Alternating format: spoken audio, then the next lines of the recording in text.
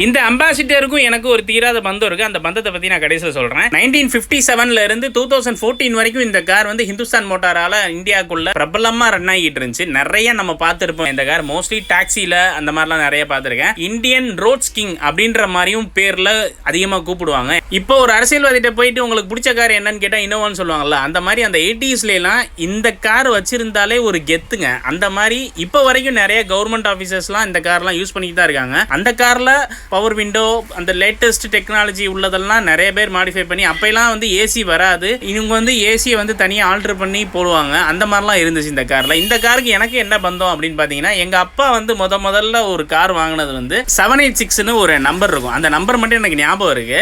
அந்த காரில் நான் சின்ன பிள்ளையா இருக்கும்போது முன்னாடி உட்காந்து இது எப்படிப்பா கியர் போடணும், எப்படி போகணும், இதில் என்ன, இது என்ன காட்டுது, இது என்ன காட்டுதுன்னு ஃபியூல் கேஜி அதெல்லாம் காமிச்சு கேட்டுட்டு இருப்பேன். இதெல்லாம் எனக்கு ஞாபகம் வரும். உங்களுக்கு அம்பாசிடரில் என்ன அனுபவம் இருக்குது அப்படின்றத கமெண்ட்டில் சொல்லுங்கள். தேங்க்யூ.